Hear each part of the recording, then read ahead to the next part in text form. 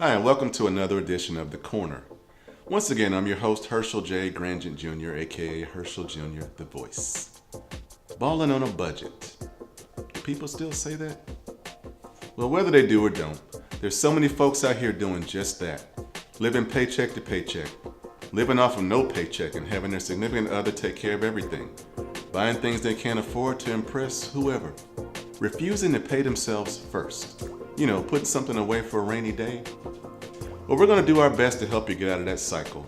Today's show is all about Finance 101, and it's going to be a special one. And you'll see just how special in just a minute. So stop what you're doing and meet me on the corner.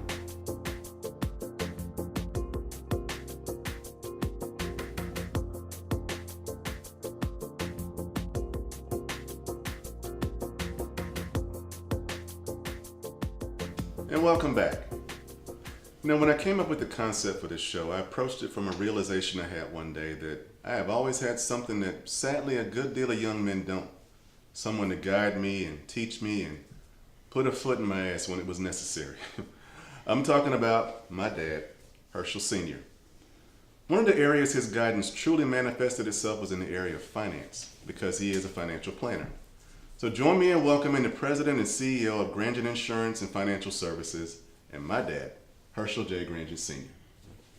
Thanks for being with us. Thank you for inviting me. Okay. So first of all, just want you to tell us a little bit about your background and training and what areas of financial planning. Okay, well, my background goes back about 49 years. About 28 years ago, well, actually, 49 years ago, I went to work for a company by the name of John Hancock Mutual Life Insurance Company. Worked for them for more than 20 years in financial services, where we did insurance, we did financial planning, we did planning for the future, we did securities, we did life insurance, and basically I was very successful when I was there with them. I spent 20 years there as a multi-million-dollar life insurance producer for them. Made them a lot of money and made a lot of mistakes on my own. I made the money and I spent the money. So that was one of the reasons why I've learned so much about finance, because of the fact that I did so wrong in finance when I was making money. And one of the biggest problems that most successful people have when they first start out, they deal with their wants more than their needs. And that's what I was doing. So 28 years ago, I left John Hancock, made a decision to become my own boss. And during that period of time, I was working with a lot of clients that needed financial advice, and I decided that I wanted to be able to be more viable in giving that advice. So I decided to enroll in Overthought University. They have a program there for financial planners. It's a 2-year program, and I spent 2 years there.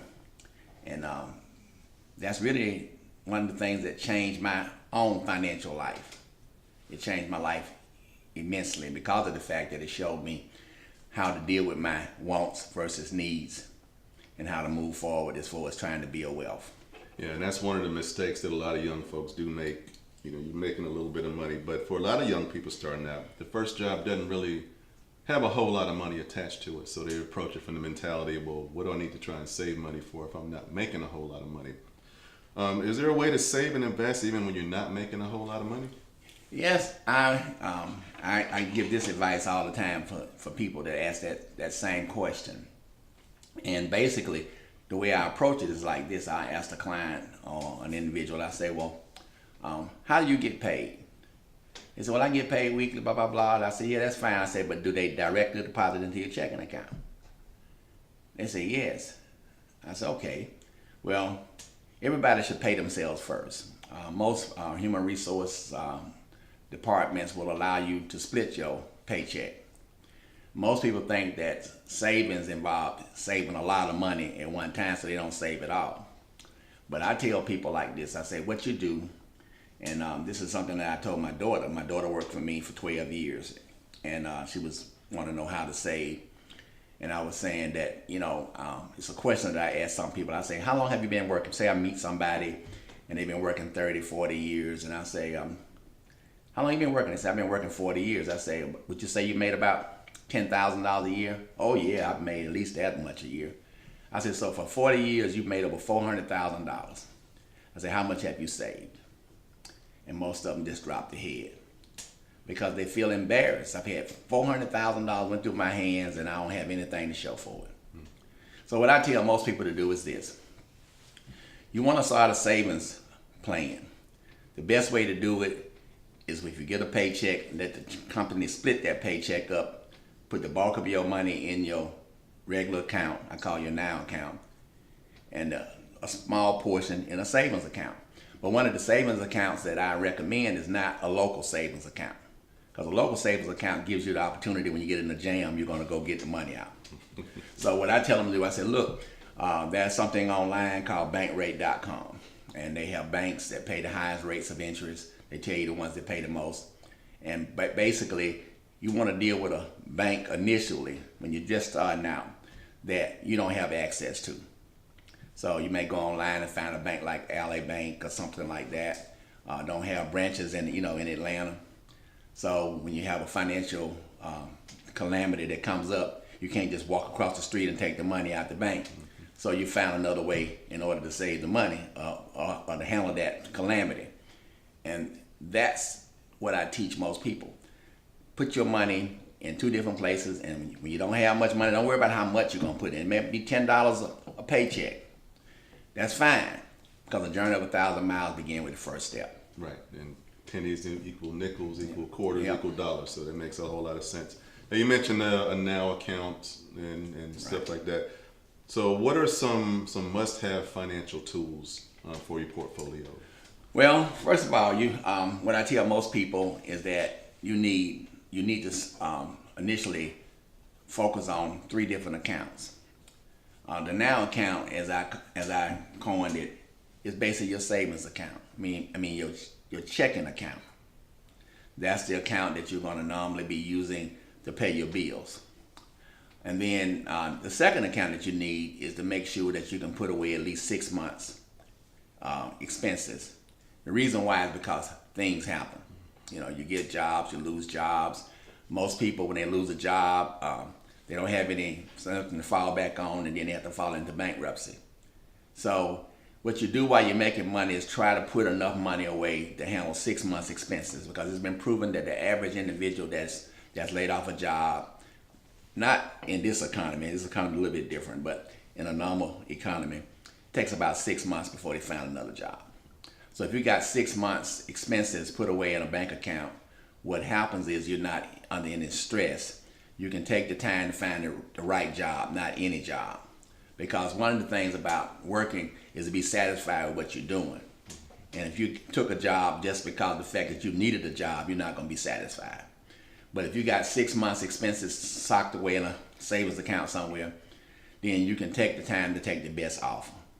So that's the second account. And the third account is a long-term account, which is toward retirement. Whether or not you realize it or not, sooner or later, you're going to get old. It seems like I'm 72 right now, and I look back, and when I was in my 40s, I said, hell, I ain't going to make it to no 72, As a matter of fact, I made one of my first mistakes when I was 55 years old. I worked at John Hancock for all those years. I had a pension plan. And John Hancock would send me information every year about their pension plan, what it was doing, and so forth. And when I left John Hancock, they told me that my pension would be $1,300 a month when I got 65, and that it wasn't going to change. And I said, well, I ain't going to worry about that. So every year when they sent me the statement, I never looked at it. I said, well, I'm not going to worry about this till I'm 65 years old. But when I turned 55, it was kind of ironic. The letter came in the mail, and for some reason, I read it that time, and it mentioned that I could get my money at 55. And I said, oh, I can get my money at 55. Didn't need the money, really. For what it's paying me, I didn't need it. And I said, I think I'm going to get my money, because I'll be here at 65. So as a result of that, I took the money, and here we are now. I'm 72 years old, still getting that little bitty check when I could have got $1,300. Right, as a matter of fact, I'm getting about $1,000 less per month because I took it at 55. Then if I had waited 10 years, I'd have been getting $1,000 more right now. Yeah, because we're all guilty of wanting that instant gratification. Right, exactly. Yeah. So what should people steer clear of when it comes to managing money? I mean, I know there's so many different things that can be pitfalls, but I mean, there's some things like, for the love of God, do not do You that. have to learn how to manage your wants. You have to prioritize your needs. Your needs should always come first. And if you cannot, for example, a lot of people will go out and they'll get something they want, they can't afford it. And then they find themselves struggling.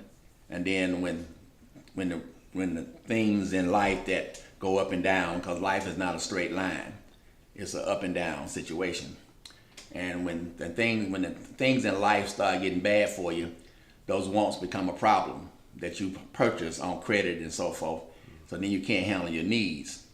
And then what happens then, that normally ends up somewhere in bankruptcy, somewhere in that particular area. And with bad credit and things of that nature, this country, this whole concept is based on your credit.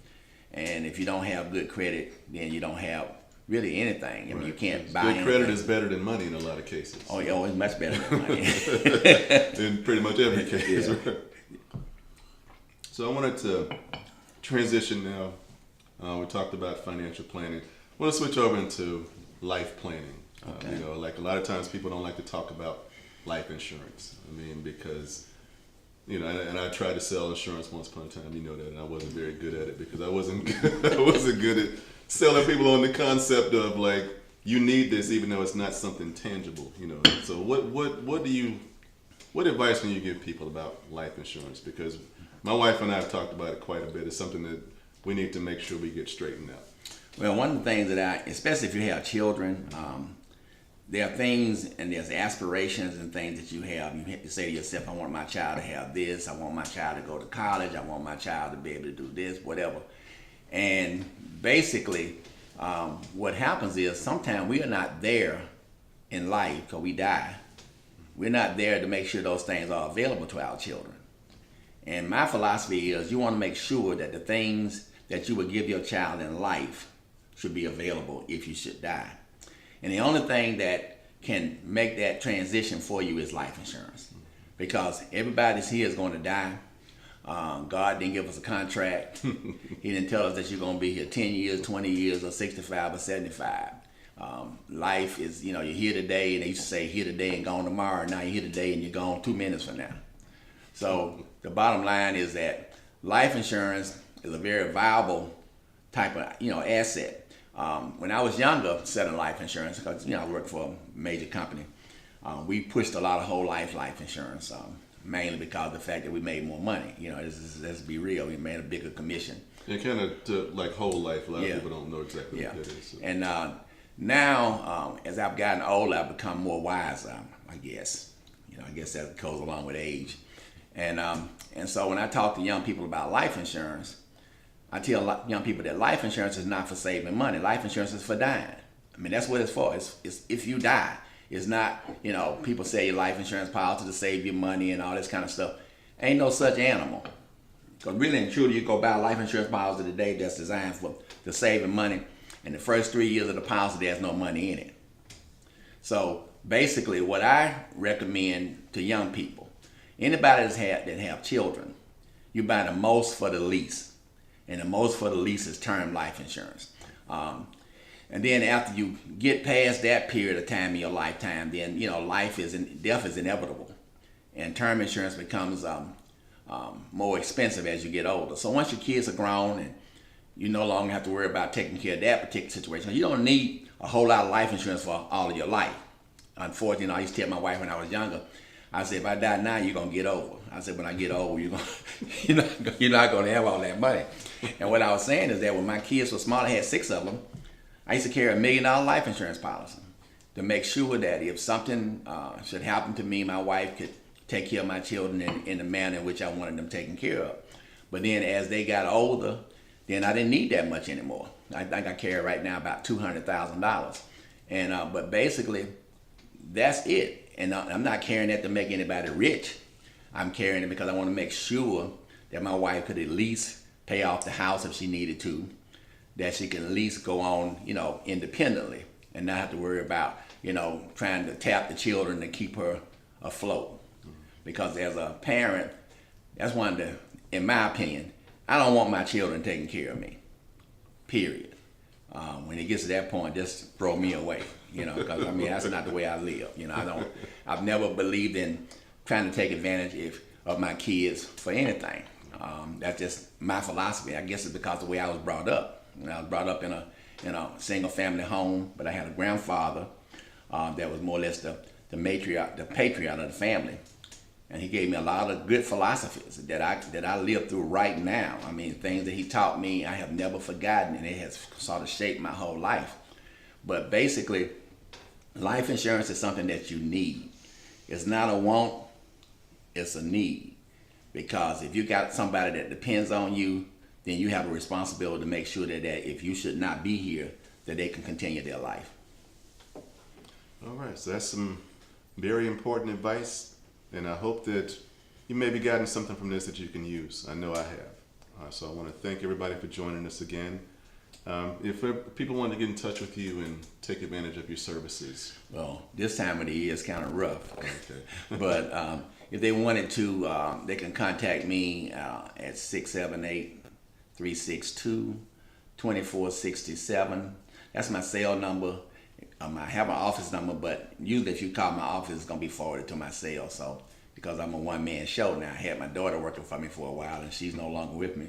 So, but she's no longer with me for a good reason. Yeah, she's still alive. Yeah, she just furthering decided, her education. Yeah, right? she decided at a later age she said she wanted to be a doctor. So we said okay. Yeah. But the bottom line is that if you would like to call my clients call me. I have about 700 clients altogether, and they call me all year round for all kind of advice. Most of my clients, they call me before they make crazy mistakes because some of them do crazy things, and then after they come up at tax time and say, "Oh, I didn't know I had," and so a lot of them call me first, and then I give them advice. Sometimes the advice that I give them they like, and sometimes they don't like it. But that's what life is all about. Everything is not all about being good. Sometimes you got the bad goes with the good. Right. Well, Daddy, thank you so much, right. man. We It's appreciate been a pleasure. you. Indeed. All right, we will see you next time on The Corner. Until then, I am your host, Herschel J. Grangent Jr.